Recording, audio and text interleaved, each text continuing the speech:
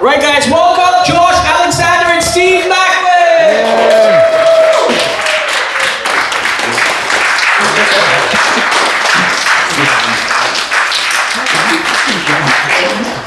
What's up, bud? How are you? Hey, bud. Watch your steps. Buddy. Sir, how are you? Good, how are you? Don't make fun of my Uggs. I've been doing that all day anyways. Guys, finally made it. How's the traffic, first off? He warned me about Toronto Typical traffic. Toronto traffic. You leave half an hour early and you're still late, but apologies, everybody. Love it. All right, now let's get right into it, guys. These guys waited for a long time here. We thank you guys for coming, obviously. Now let's start right into this. Let's start off with you, Steve. What got you into wrestling? Well, I got done with my time in the Marine Corps. I had a few friends that were on Independence, New Jersey, and then they brought me into a wrestling ring, which I never thought I would have fallen in love with. And then as soon as I stepped through a set of ropes, ran the ropes, took a bump, and fell in love. Here we are. And here we are 13 years later. Amazing. How about yourself, Josh?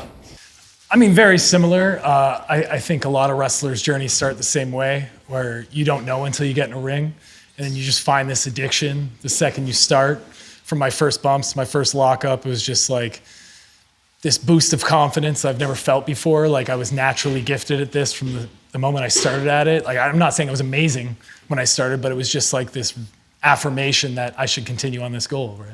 Zach, now we all love to hear this. Now, who were your favorites growing up wrestling? Were you more into wrestling at a young age? I did. So with my grandmother, I was raised on Roddy Piper and Andre the Giant, but my first love was Ultimate Warrior, and then it became Bret Hart, and then eventually Stone Cold Steve Austin. Wow, that's a heavy list right there. How about yourself? I got in when I was like 10, 11 years old, and that was like the birth of Stone Cold Steve Austin, so you can credit Stone Cold. And then I discovered WCW, and I saw Sting, and I was a big fan of The Crow.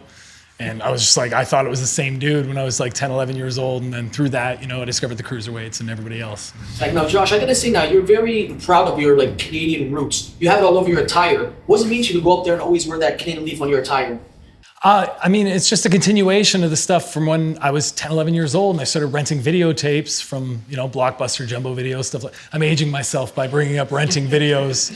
But yeah, when I rent WCW stuff or I rented old WWF tapes and I saw Bret Hart hailing from Calgary, Alberta, or Owen or anybody, just being like, oh, these guys are just like me. They're Canadians. They're wrestling on these big stages and stuff. And I saw the pride that like the Hart Foundation and then Team Canada and TNA took and being from Canada and stuff like that. And I think Canada has produced some of the most gifted professional wrestlers of all time. And I think it's just a testament to how difficult it is for Canadian wrestlers to get noticed and break through and get like on the worldwide stage and stuff like that. So if you do it, you have to be really good. So I just take a lot of pride in Canadian wrestling and I want to carry that forward.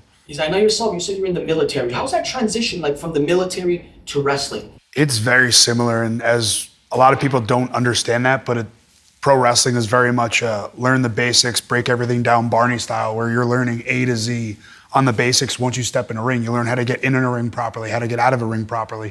And it's the same in the Marine Corps or any military, whether it's Army, Navy, or Air Force. You learn to march, you learn how to drill, you're learning to take orders, and it's the same thing as a green kid in pro wrestling. You're getting in there and listening to a veteran you're putting each other's lives in your hands. So that's kind of the gift that we actually have and that I have is it was very relatable for me once I got into a wrestling ring to just be more comfortable just because I'm like, oh, okay, I have to do this. And then once you figure it out and you kind of find your own ways, you know how to work around, but you always go back to the basics that you were taught from the beginning.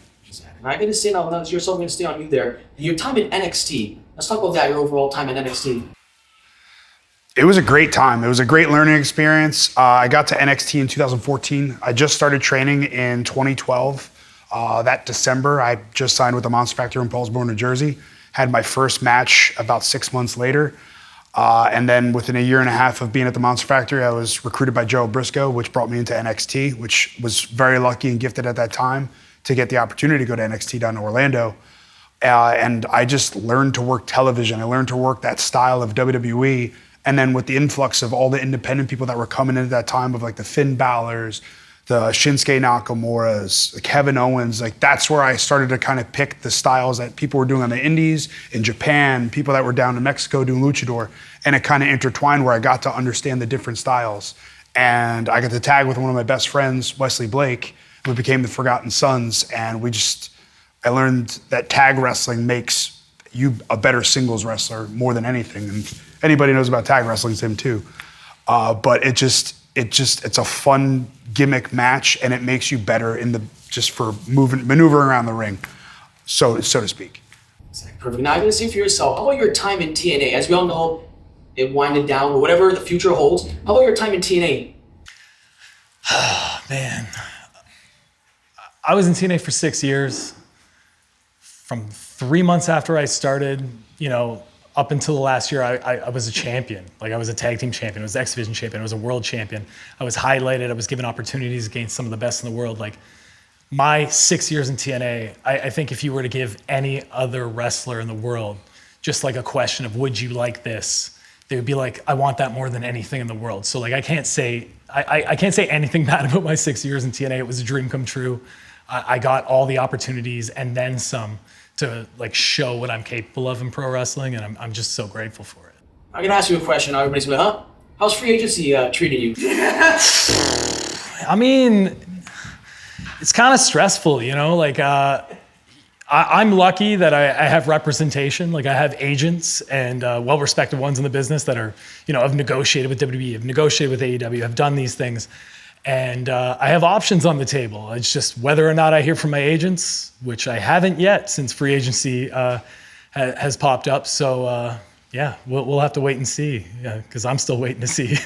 So after this, guys, don't ask questions. I'm gonna say though. Now, you guys obviously are really good friends, as we see on social media, all that stuff. Now, like, your first impressions when you first met each other. You want me to go first? Yeah, you go first on this one. All right, so Steve popped up during the COVID era of TNA wrestling, of wrestling in general. And in TNA, there was no fans. We were taping in Nashville, Tennessee on like a sound stage. And I think it was a few shows in, like it was summer when you started. So it was a few shows in. I think I'd already done the Iron Man match at this time. Like I'd already found my feet in, wrestling in front of no crowds. And I thought it was really beneficial to me because it put a microscope on the in-ring product more than anything, because you didn't have anybody in the crowd to really shoot to or anything for reactions. So it was all just on your capability of like keeping a fan's attention with what you do in the ring. And Steve popped up and I was like, oh, who's the new guy? Yeah, he looks all right. Yeah, he's a guy from NXT. Oh, who knows if he can wrestle, blah, blah, blah. Everybody's kind of talking. And I always make it a thing, whether it's the independents, whether it's TNA, whether it's anywhere I am. I sit down at the monitor and I watch everybody's matches. I want to know what everybody's doing. Just because I want to know what they're doing so I don't do similar stuff, and I want to know what they're capable of in case I work with them in the future.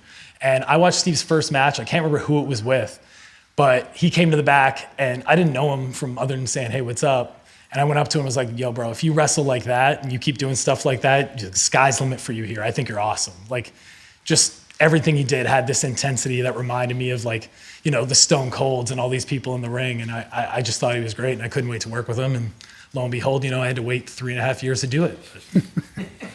See you next year. That was always the joke, was of see you next year, because we kept pitching storylines where we're trying to wait to work with each other at some point. But from even when the day one of getting there, before I even signed with TNA, I was sitting behind the scenes and kind of hanging out because my wife was working there at the time.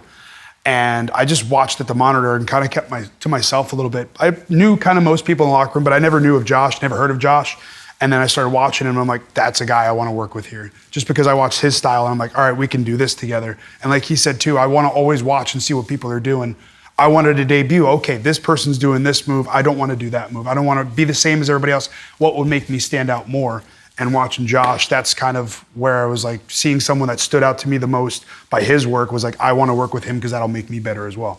Now, you guys had a lot of battles versus each other. Let's talk now turning point. That no disqualification match that you defeated him. Let's talk about that match right there. We're going to start off with Josh.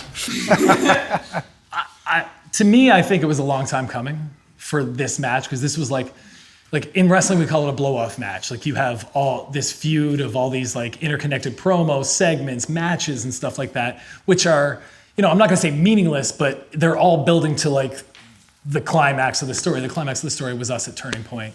Steve finally defeating me and doing all this stuff after I screw him over every which way I possibly can. With the Northern Armory. But a funny story from that match, Steve's insane. Just in case any of you don't know, this guy's one of the craziest people I've met. I've met Darby Allin, I've met all these people. This guy's right up there. He's just lucky he has a wife that tells him to pump the goddamn brakes every once in a while. But in the match, I do torture rack throw in the ring usually. And Steve's like, do you think you could do that to me over the rope, through a table on the outside? I'm like, sure, I think I could, but I don't want to. You know, I think all these fans would love it if I did it in the ring through a table or onto a chair or something that's far more safe that isn't going to take years off your career. And he goes, no, I think it'll be great. I think it'll be awesome. I'm like, okay, just don't hold my head. Because when they get up on my shoulders, their arms draped around my throat. And when I go to throw, if you hold my head, you won't go far. You'll just kind of fall over and fall. And I can't control how you land. He's like, no, I'm definitely not going to hold your head. You're fine. 7 times before we go out for this match. Every time he's talking to me about the match or anything, I just go, remember, don't hold my head. To the point where he gets annoyed and he goes, I'm not going to hold your goddamn head, all right? And I'm like, fine, all right, I'm not going to mention it again. We get out there, the second I go for the move, rewind the tape, play it in slow-mo. This guy holds onto my head like it's his stuffy and he's 3 years old and he's afraid there's a thunderstorm outside. And what happens? He twists, falls, and he lands. And luckily, his face broke his fall on the floor when he broke through the table because of it. So he comes to the back and he's like all scraped up and bleeding. And he's probably mildly concussed, to be honest. And I'm like, why'd you hold my head? He's like, I got scared. Good. Which is, you know, completely fine. Like, I'd be terrified. I wouldn't have even agreed to have taken the bump. So the fact that he was scared is completely justified. But, you know, he had to pay the price for it. I love it. Now, after, obviously, you got your revenge, Bound for Glory. That match also stood out as one of the best matches between you guys. Let's talk about that match there, Bound for Glory. Now, you won, ref stoppage. Let's talk about that match there. I'll take that one. That was a fun one because it was, if we can even rewind, we pitched so many different ideas for us to feud for over a year, even to be a tag team, take over the tag division, also go after the world title. Obviously, that didn't happen, but we got to the point where we finally got the feud that we would joke about, I'll see you next year, and then here we are getting a BFG and we're getting in the match. And the boys had zip-tied me, the Northern Armory, Travis and Icarus, both friggin' talented as hell, if you don't know. Both did zip ties to me, and we had to get a payoff to it at some point. So I was, all right, at some point in the match, I want to get zip-tied, but then how do we make it where the referee doesn't stop it as a disqualification and it's just me being the crazy, dumb person that I am? I'm the one fighting off the referee, no. And every time Josh would come to get me, I'd try to fight back. And that was kind of, we had a better idea, I think, at one point, but it just didn't work out that way because the boys couldn't be there because of visa issues. But the match is what we wanted out of it in the end, with me doing a dive with no hands, coming back in, running a full comeback with no hands, and then eventually doing the pass out. Paying homage to Brett and Austin in a way, which we wanted a little bit of blood there. We didn't get the blood because of, creative, not our call on that one. But we got the match that we wanted. And that's the one thing too, is when we did wrestle and any of the matches we have had, it's never felt like work or a match where it just was a struggle. It was us coming to the table with ideas for each other, and then you're just going out there as friends. And we're like, oh, this will work. Or something just changes mid-match that just organically happens and we go with it. The original creative plans were, I was not supposed to be in the 6-way at Slammiversary, neither were you. No. I was not supposed to turn heel on Joe Hendry and do all this stuff with Joe Hendry and stuff prior to that. The original plan on paper was we were supposed to tag up. I think we were supposed to defeat the System at Slammiversary for the tag belts. We were going to be tag champions, and we were going to feud with the Hardys or something. And then after we dropped to the Hardys, August, September-ish or something, that's when we were going to go into this feud to go to Bound for Glory. And obviously, you know, things in wrestling, fluid and they change all the time, no matter how disappointed you might be. But so we ended up scrapping all that. I ended up turning heel. We kind of just had to run into this feud and built it up really quick for Bound for Glory and then paid off the turning point. Zach, now what's the one thing you could take away that you learned from each other through all the history and all the battles you guys went through? I'd say for my end, it's getting that main event caliber style match and working those 18 to 20 minute segs that I never really got the opportunity to do in WWE at my time and in NXT. So to be able to gain that confidence and also go out there with somebody that I trust with putting my body in line where I have the dumbest ideas half the time because it's just fun to me to just come up with creative things that are different. And he went along with it or he'd tweak it a little bit, and that's just where you have two creative people and two people being pros where you want to work together and make the most of the match. It's kind of tough, but like you have to learn how to I'm not really ever worried about disappointing my opponent because I'm one of the things that I think I do really well is I try to really highlight my opponent in matches and stuff like that. Steve has more than enough ideas all the time. like tons of ideas. And sometimes I think the thing I learned was how to like maneuver the waters of going through this and not disappointing a friend while you're like putting stuff over. Cause like Steve had many ideas we didn't do. And the way I had to like communicate it in a way, cause like if he wasn't my friend, I'd be like, there's no chance that's happening. Like, you know what I mean? Like, and like, it's kind of making like, you know, concessions along the way to be like, okay, there's a gray area here. We'll meet in the middle and we'll do this and we'll see how it works out. And like, oftentimes, you know, the ideas did work out. So it was just like the trust and stuff you have in other people, even though like your head's telling you from all the training and all the coaching you've had along the way that this might not work. Exactly. I got to say now, yourself, you won the Impact World Championship here in Toronto versus Kushida. I was there. That was iconic. That was a great match. Now let's talk about that moment right there, become the champion. That was a great moment, just because it just showed that at the time, Scott D'Amore and TNA Wrestling and Impact had the trust in me to take the reins and kind of be the poster boy of being the world champion from the longest reigning champion. Do I wish that match could have been us the way it was originally planned? Yes, but am I still proud of the moment that I had with Kushida for who he is and the talent that he is? Because Kushida is one of the best super juniors in the world and one of the best professional wrestlers that is out there as well. But also for that night too, my wife winning as well. And it was just a kind of full circle moment for the both of us, her being let go and then myself being let go. And then now here we are on the same night winning the world titles. And it just made for a cool moment. He was there in the back wearing a Toronto Blue Jays and I was super tanned that night. If you want another funny story, super tanned. I just put more rub-on tan on because I wanted to look as tan as possible because I was winning the title. I wanted to look good. So here I am, and the tanner's kind of getting down because I wet my hair and it's getting in my eyes, and he's standing there with his sling on and whatnot. I take his Toronto Blue Jays jersey and I just wipe my eyes. Like, you son of a baby blue, authentic Toronto, like $140 jersey. This guy wipes his fake tanner out of his eyes before or after his match. I can't remember what it was. Before a match, right? Right before. Yeah. Yeah. So that was only a friend yes. would do that. Did he at least get a new jersey or a pig from the drive-thru? No, he's a friend. He thinks he can get away with this stuff, and he did. Yes. But no, that was one of my favorite nights just because it proved that I know that I can work at that caliber, and I knew that all along of myself, and it just took that moment, and here I am still. I can explain this for Steve because I experienced it myself, and I've talked to like many other people. I don't care who you looked up to in pro wrestling, who you thought was amazing, world champion, like whether it be Kurt Angle, Steve Austin, name the name. We've all experienced bouts of a lack of confidence. When you get to this point where you've wrestled for so long and you've tried to break through that glass ceiling to be a main eventer, a top guy and all this stuff, when you finally get there, there is doubt that creeps into your mind that you belong there. And until you get there, until you do it, you will not be reassured. I went through it. Steve, right before the match, I guarantee he was feeling all the same feelings I felt right before I went out with Christian the first time, main event Bound for Glory, where you're just like your inner monologue's going, how do I get out of this? Can I fake a knee injury? Maybe I can get out of this. And like literally your music's playing, you're like, oh man, I don't know if I can do this. And you walk out and you just wash it off. And the second you get in the ring, it washes away and you just do what you naturally are trained to do, what you've done for years. And then when it's all over, you go, oh, okay, I can do this. Exactly. Could have said it better. And then a lot of people obviously are quick to judge us based on the match. They don't realize like all that hard work and dedication really put into that, just for like not even that match, just in general, like your whole career. So obviously, guys, we want to give them their flowers because they obviously put their bodies on the line just for us to entertain, right? Let's go. You mentioned Christian. That's your first title that you won, first Christian Impact World Championship right there. Then obviously you had your second run was 336 days, the longest. Let's talk about that right there, your run. I mean, when I wrestled Christian, all the doubts were there, even afterwards, because I went out there and like, I liked the match with Christian. I definitely thought it could have been better.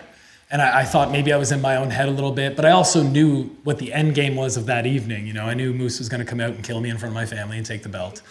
And in my head, I'm just like, this was a great way to make Moose the biggest heel in the company. I don't know if it was a way to solidify me as being a top guy or main eventer because I didn't know where we were going after this. I didn't know if I was ever going to win the TNA belt back. And over the next, I think it was like 6-7 months, I got to wrestle, you know, Suzuki and Bronson Reed and all these people and do these programs along the way where they just put killer in front of killer, in front of killer, in front of killer.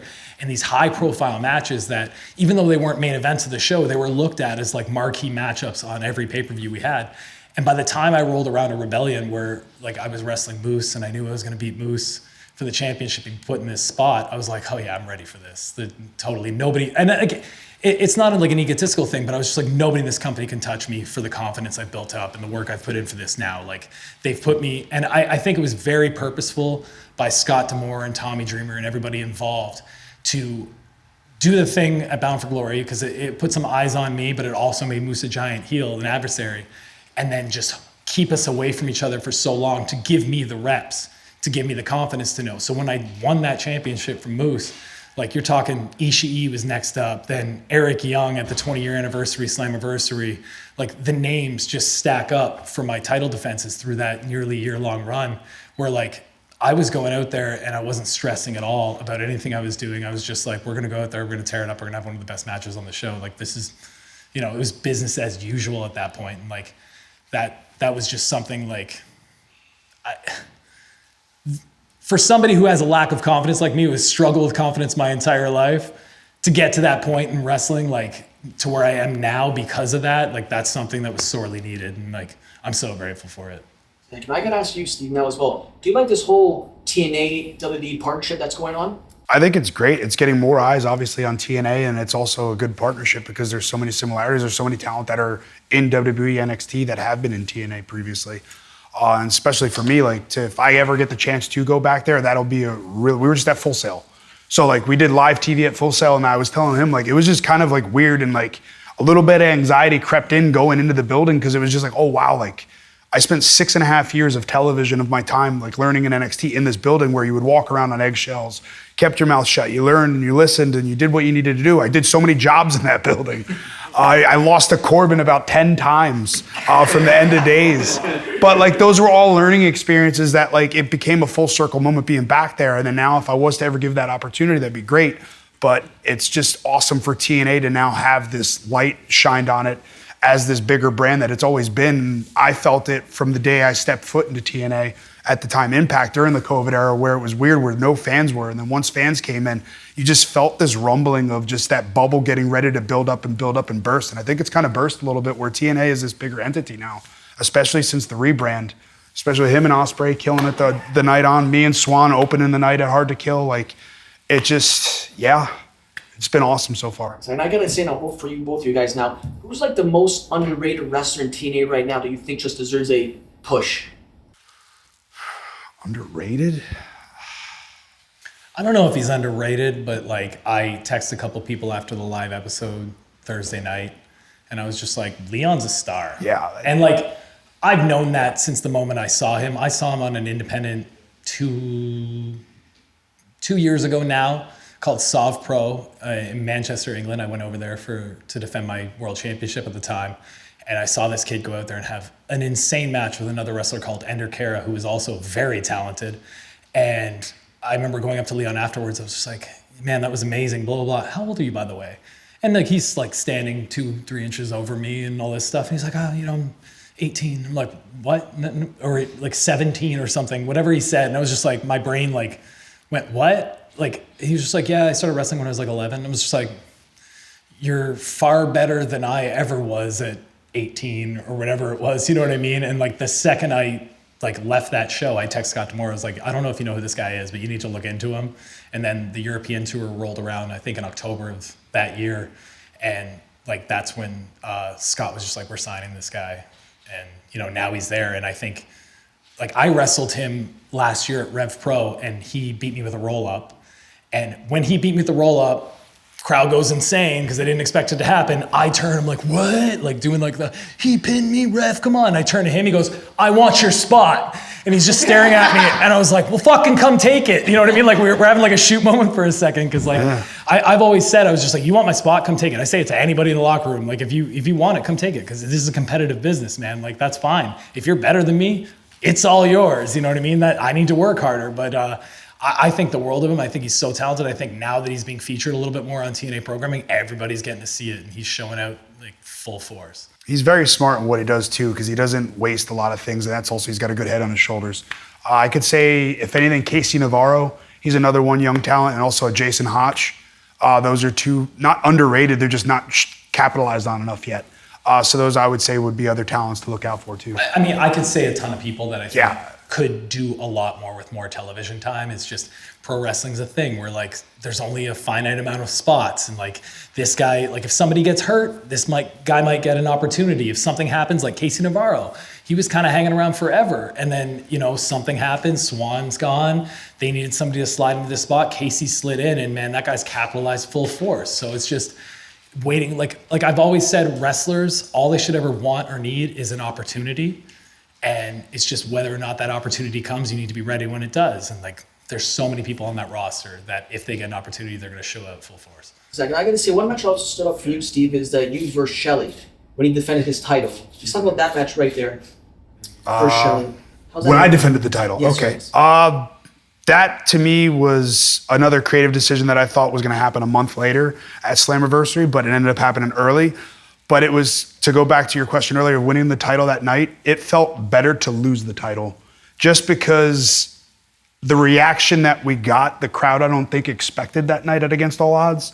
And to just be on the outside laying against the guardrail and then seeing Sabin and Shelley both in the ring, both as X Division champion and world champion, like it was a cool full circle moment for them after so long and for after all the work that Shelley's put in. And then also just getting to work with Shelley was a lot of fun for me too, because I grew up watching those two. And then they came as guest coaches at the PC one time. Nobody knew who they were. I did. And I was just like, what? Like, Put in perspective, half these people in like yes, NXT and it's nothing are against from the NCAA or something. Yeah. They've never watched wrestling. They know who The Rock is. yeah, and it's nothing against that. It's never against that at all, because people just sometimes don't know. And the people that come there end up falling in love with wrestling. Those are the ones that succeed.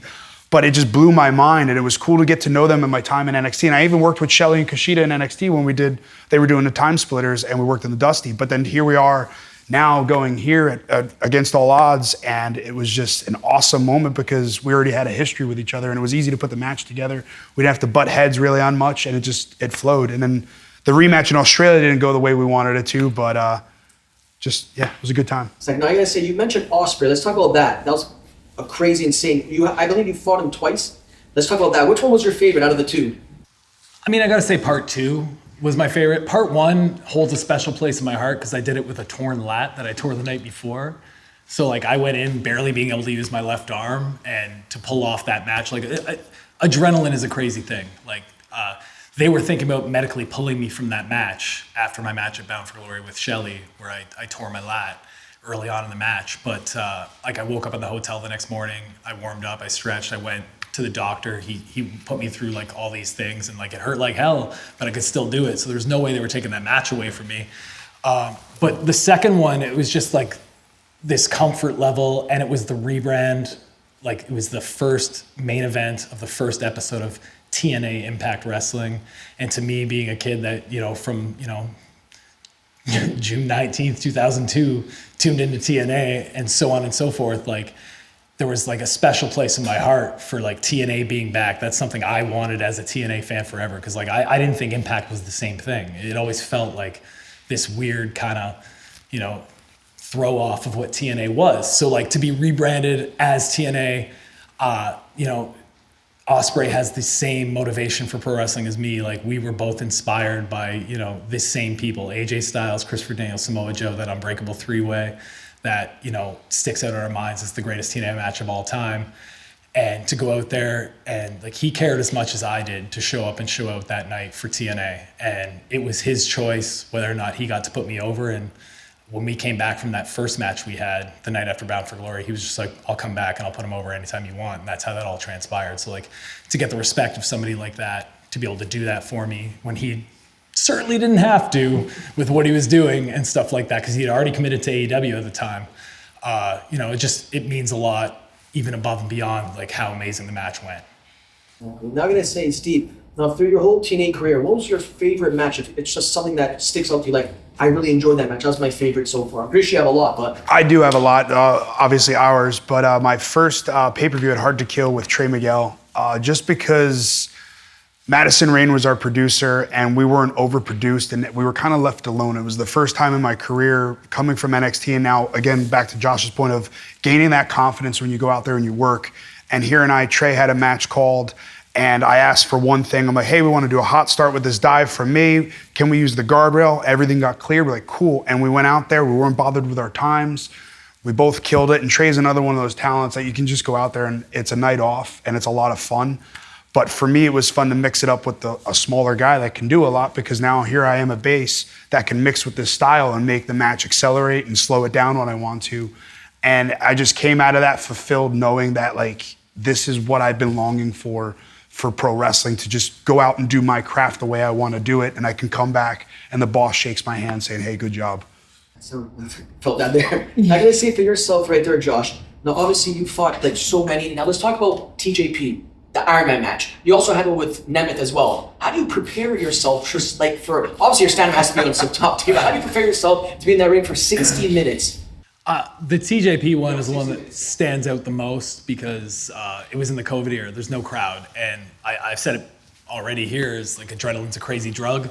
There was very little adrenaline involved in wrestling in front of no crowds, especially when like in the middle of a match, the producer can come over the speakers and be like, get that again, guys. That didn't look so good and stuff like that. Like that was happening left and right at these tapings with certain people's matches. Like TJP and I, we had a few singles leading up to that. And like the one thing we agreed on was there's no pausing, there's no breaks, there's no edits, there's nothing happening. We're going out there and we're getting this done in the 15 minutes we have, and we're treating it like there is a crowd here. And like we both agreed, and that would like, I don't think I ever had to have an edit in the entirety of the COVID era, because like I was so stubborn with that. And I just didn't want to do it, because to me, that's not pro wrestling. Like pro wrestling's like, it's on the fly. If things mess up, you got to cover it up. You know what I mean?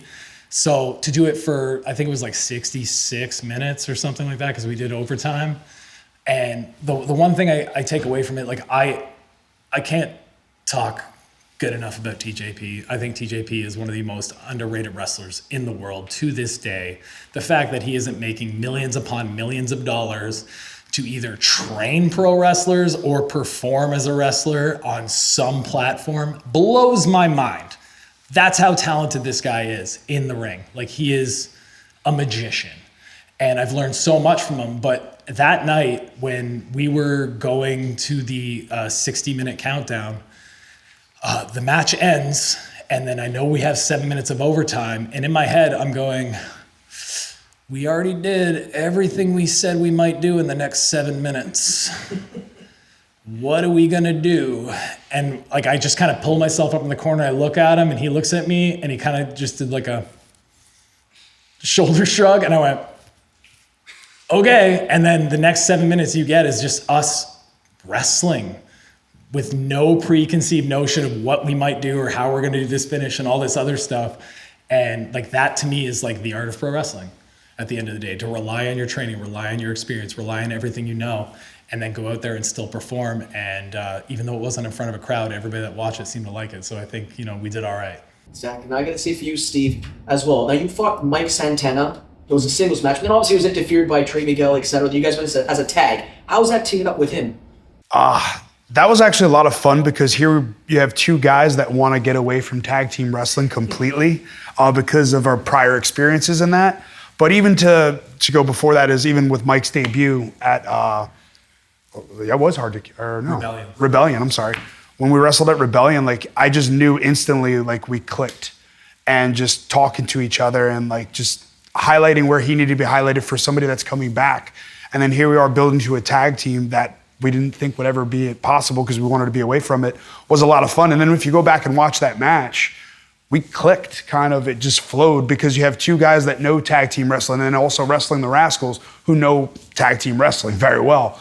And it flowed well. It was just good energy, and it was fun for me to just finally be out there and kind of being in that babyface moment and embracing just two guys that just have wanted to get away from this, but we still have love for tag team wrestling.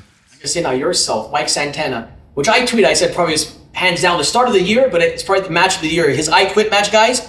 Like, give it up for that. That match was iconic. He went there and squat and go to that. It was okay. It was all right. Let's talk about that match right there. Oh man, where do I start? I wrestled Mike a year before that match at House of Glory. He was House of Glory champion. And this was one of his first matches on the independents. Like he was only around for a couple months after he left AEW. And like I talked about confidence, like if you looked at Mike in that match, I think he knew what he was capable of, but I don't think he was confident in that ability of what he had. And after that match, we talked, and I thought it went great. And like Mike's the type of guy with no matter how good a match is, he's gonna come to the back and be like, "This sucked, this sucked, this sucked. I'm so disappointed." And I'm like, "Stop and smell the roses, man. That was pretty good. The crowd like enjoyed this. Like, yes, this didn't happen the way we wanted to. Blah blah blah." But like from that moment on, this guy like got in the gym, got a dietitian, did all this stuff because like I have a reputation in the business of doing what? I don't know. Blowing people up. Blowing people up or your nosebleed, that's about it. Well, yeah, I bleed a lot, and I have a lot of stamina, so other people can't usually keep up with me. And that night, Mike got a little tired in that match, and like it was a test, and like I thought he passed, but he didn't think he passed enough. Like he wanted to be able to blow me up. So he did a lot of work. So by the time, April rolls around, you're talking 3-month turnaround. This guy has transformed his body into this wrestling machine when he shows up. And I'm just like, damn, all right, cool. We got to wait another 9 months, but we finally get to have this match. And like Mike's been one of my best friends for years.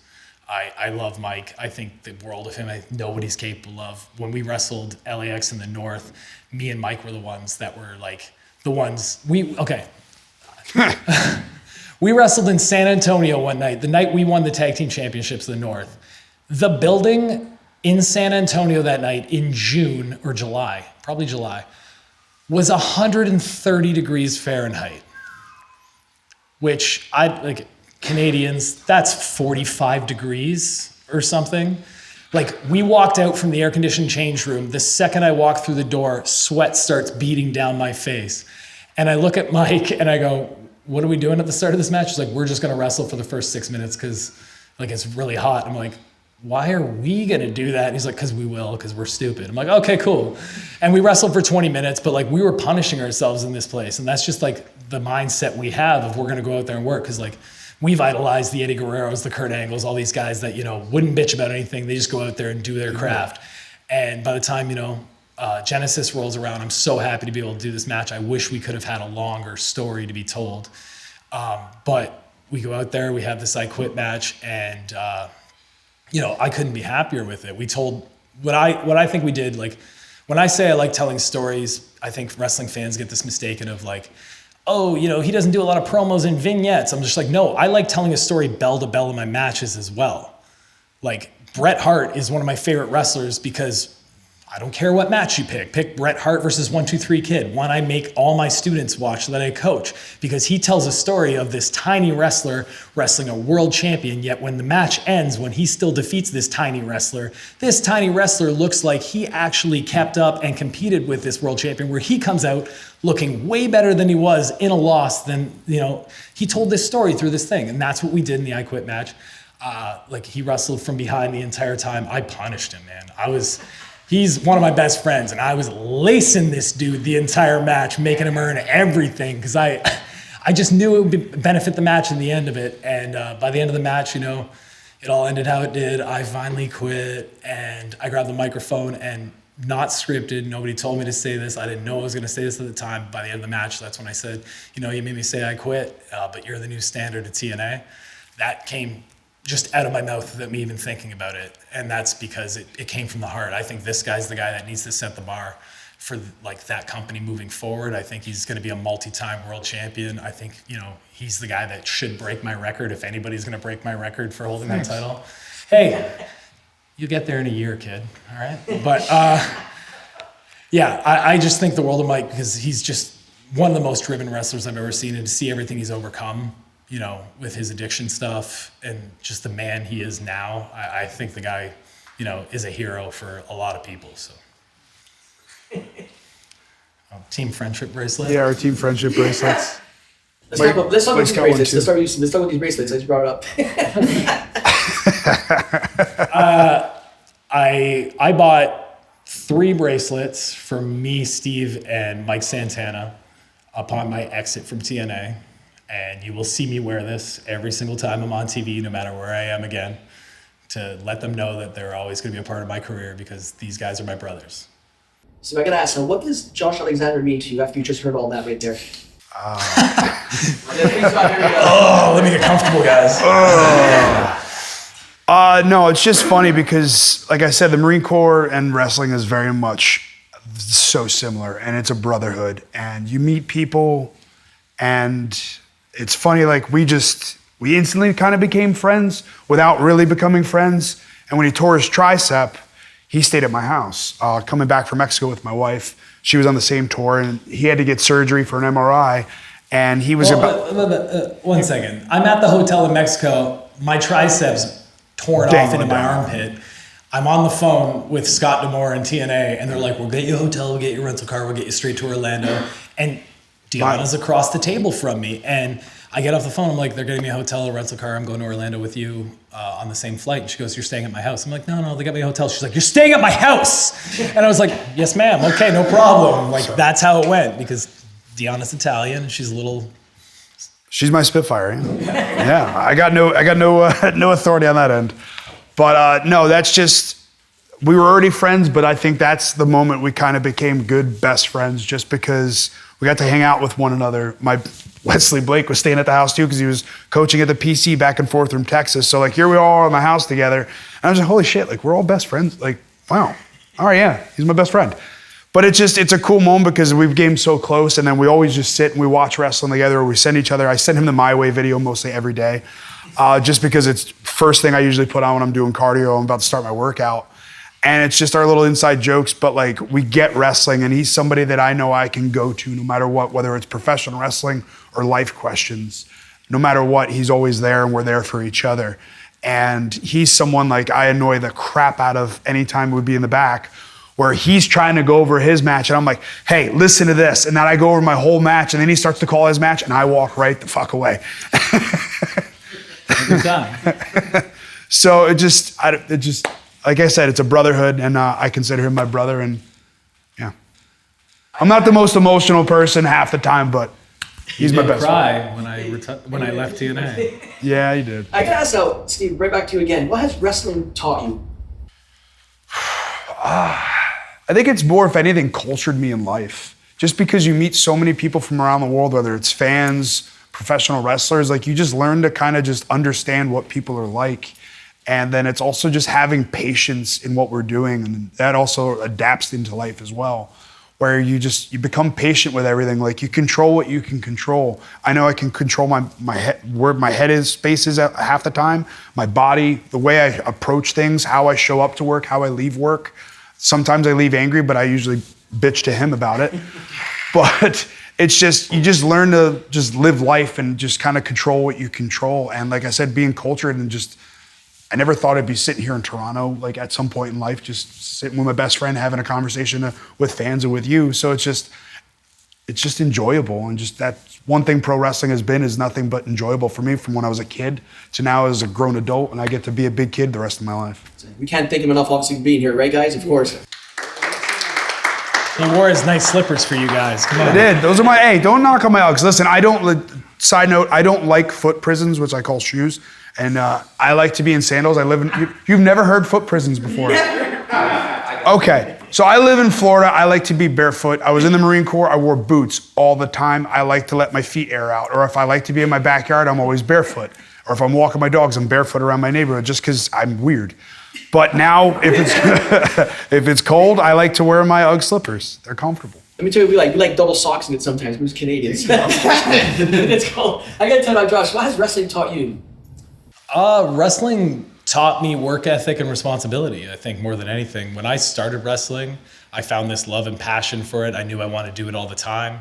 I didn't have a penny to my name. I was probably negative 30 grand in debt from university at the time.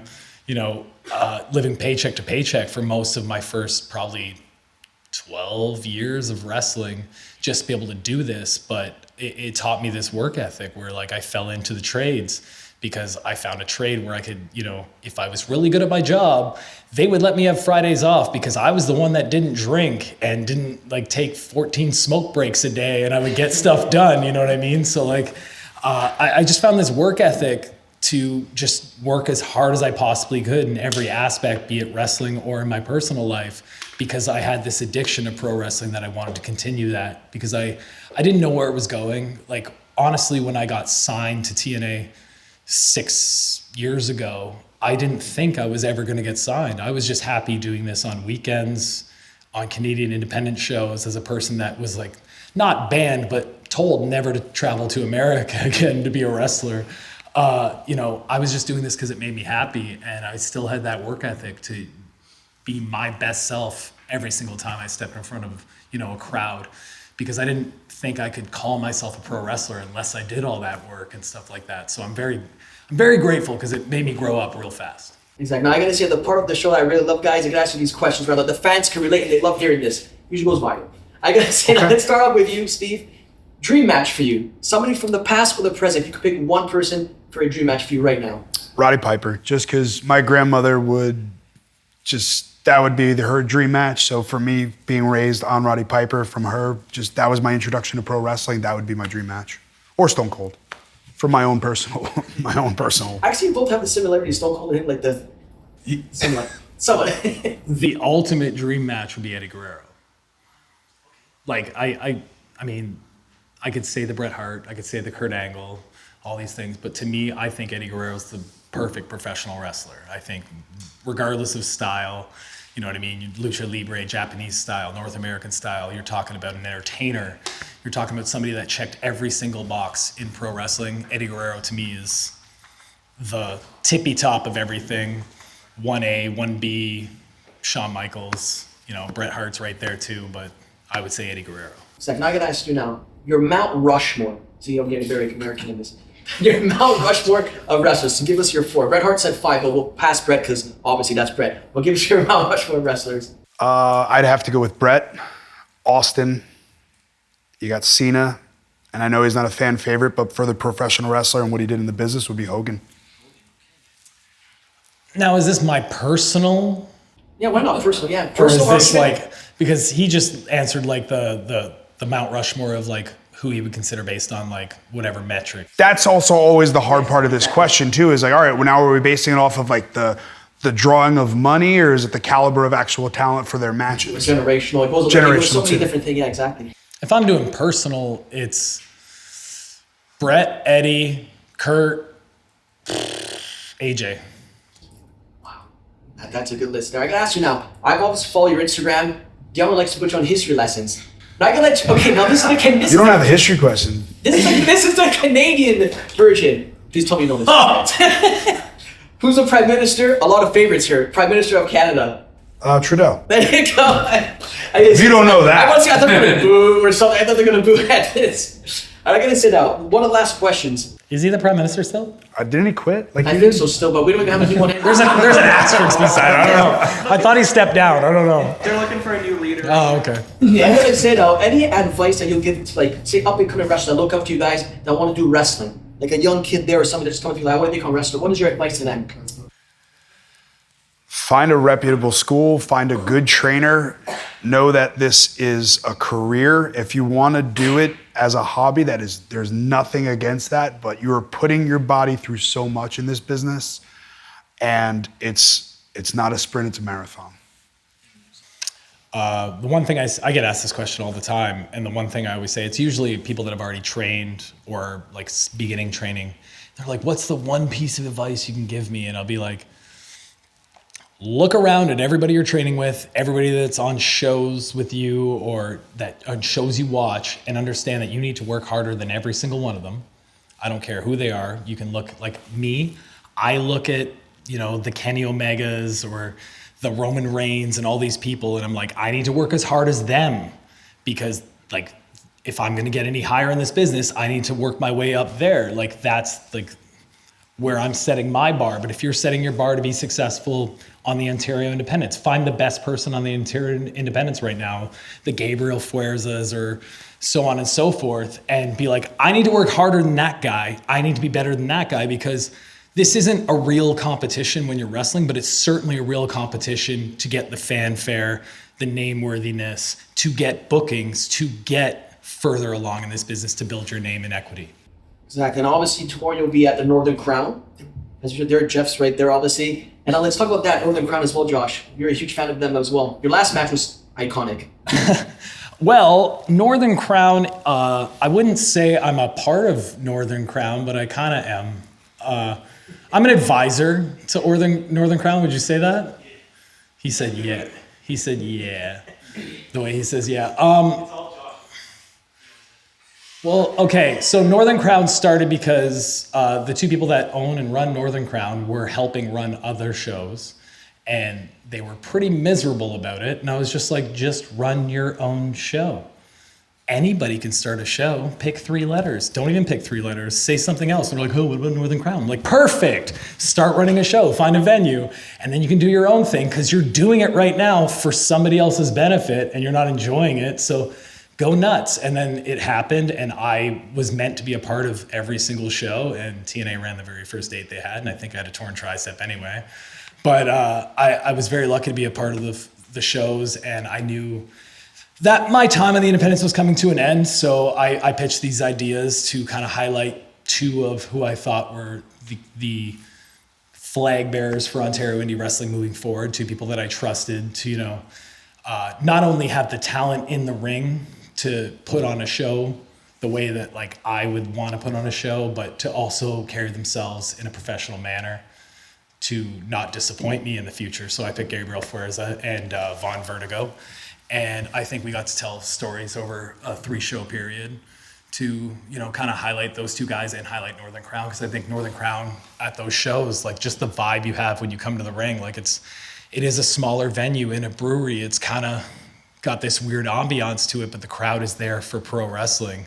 And it's a really good time. So I'm really happy that, Northern Crown's here. I'm happy that it's going to continue and I will be a part of it moving forward behind the scenes all I can as an advisor. But I think for me, it's one of the best tickets in all of Canadian wrestling. So I gotta ask now, the last question now. Starting with you, Steve. When it's all said and done, what do you want the fans to remember Steve Maclin as?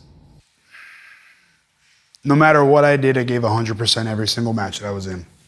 Never phoned it in, never went out there and just did not care.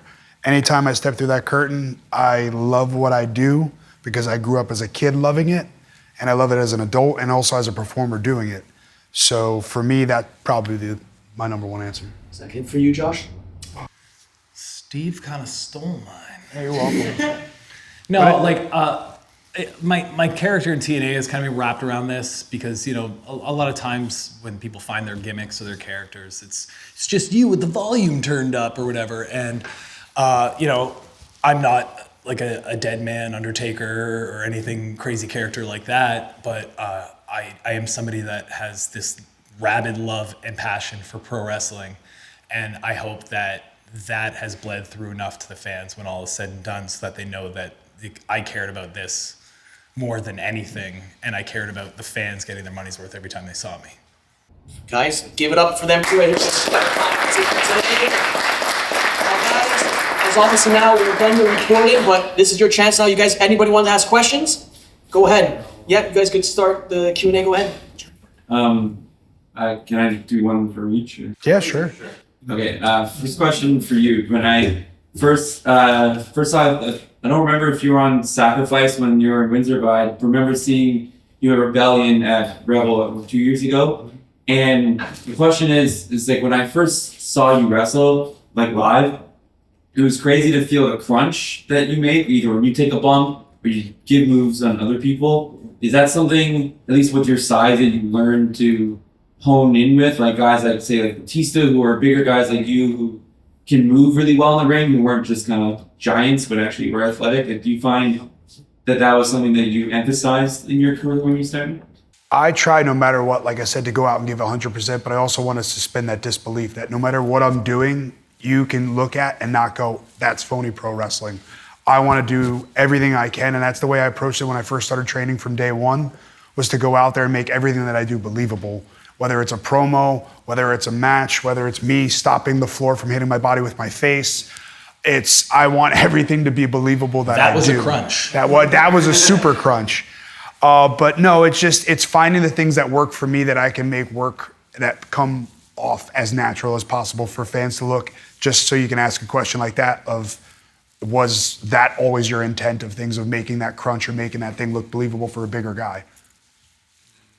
And Steve will always sacrifice his body for the betterment of this looking better, which is why he's a maniac. Yes. And then my question for you is, I guess you being the main figurehead on this, but are you excited to see a lot more of, say, that traditional, Heart Dungeon or like Lane Storm style, Canadian strong style getting more popular and seeing it on a bigger stage again, back from, say, the 90s and the 80s when it was more popular? Yeah, I think wrestling is kind of cyclical. Like it goes through these stages of like popularity and not popular, and the same sense goes into the styles that you see. Like you see, like in 1997, you see the cruiserweights popped up huge, and then it kind of went away in the 2000s, and then it came back with, TNA and the X Division, and like it just always comes around. And I think right now in pro wrestling, you have so many people. Like there's more talent in pro wrestling now than there's ever been before. Like I meet an 18-year-old Leon Slater who is more talented than I was at 30, which is insane. But like there's so many Leon Slaters out there, the Travis and Judases, who are so young and so talented and are championing Canadian wrestling and doing two contrasting styles while in a tag team, but both styles that would fall under that same kind of umbrella that you mentioned, right? So I just think there's so much out there that, yes, I'm very proud of it. I hope it carries on forward, and I know it will. And it's just because you're seeing the very best of pro wrestling on all platforms and stages now. And question, Gwen? What is the one move that you took and you're like, fuck this shit, I'm never taking that again? Package pile driver. Every time I've taken that move, I am pretty sure my neck broke because I've taken that move. It might not have broken while I took it, but I definitely felt crack, crack, crunch every time I took it. And it's just, there's so many ways to protect yourself. Like I'm obviously pretty experienced at this. So whether your skill level is very like minimal or it's very good, I'm able to protect myself taking a lot of moves. That's the one where I'm giving my life to you at all times because you have my arms and my legs and my whole body and you're dropping me on your head. So I'm depending on you to save my spine. So I've seen so many people on the independents over the last 10 years since, Kevin Steen, Kevin Owens, do that move. Just do it so recklessly and dangerously. So that's the move that like I tell people don't do it. You know what I mean? He clearly could and has for years successfully, but he knows how, just like I know how to do a C4 spike on anybody and make it look devastating and not kill them. But so many people try to do that move and it's just so dangerous. For me, I would say either the torture rack bomb to the floor. I'm definitely not taking that one again.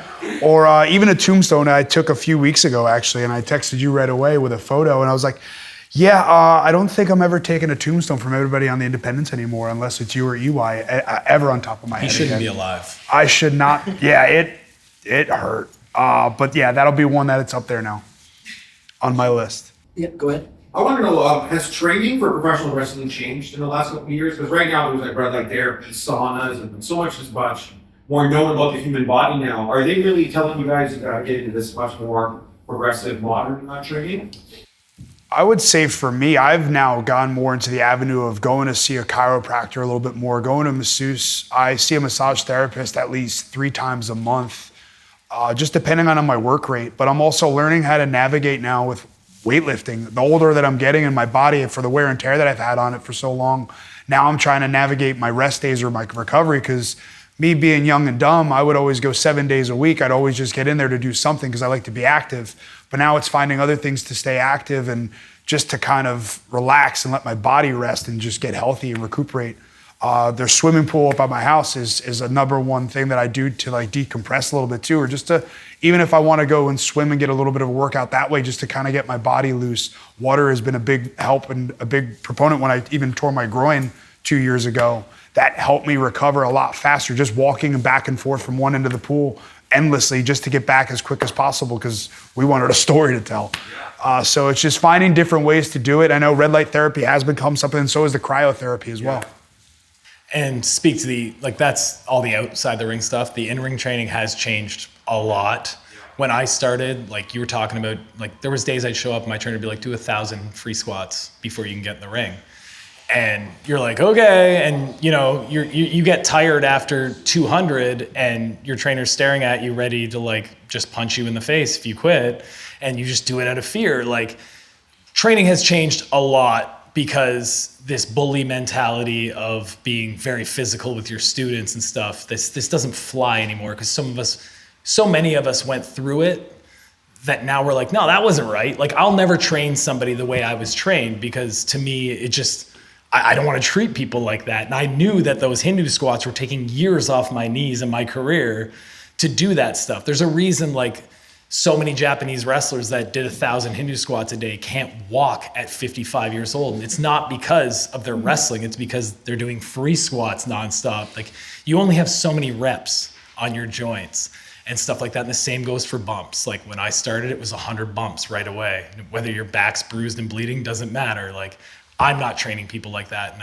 I know that so many other schools aren't either. So they're much more conscious of long-term, like, don't destroy your body, because these guys can walk in. Yeah, I think the old school mentality was you need to earn your place in this business, where now it's more like, we will let you get into this business. It's up to you to make it from there.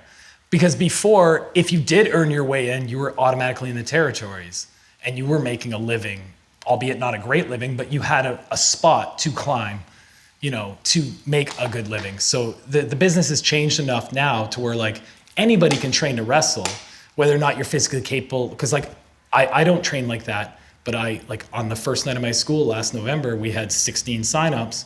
2 weeks later, I had 6 people left.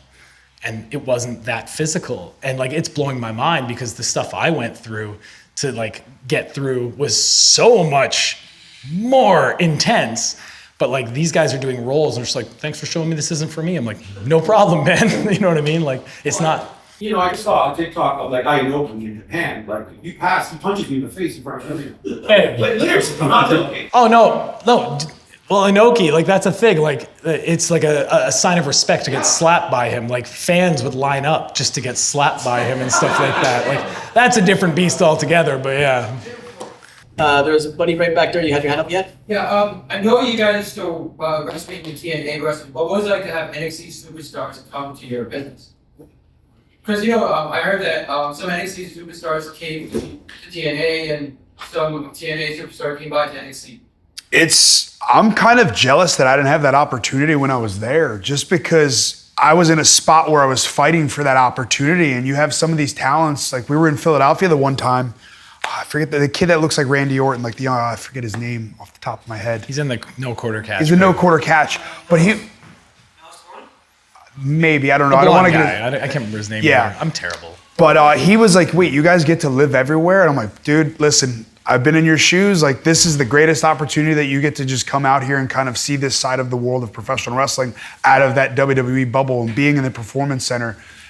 So to me, I'm very envious of it, but I'm also very glad that the wrestling business has changed that way, because it has more eyes on the product and it has a lot of more potential to showcase talent from there, but then also showcase talent from TNA by going there as well. Whether it is a Jordan Grace or a Moose, but then say if I go there, or say if an Ace Austin goes there, like I was talking about Casey Navarro or Leon Slater, now the whole world will have a lot more eyes to see on that person.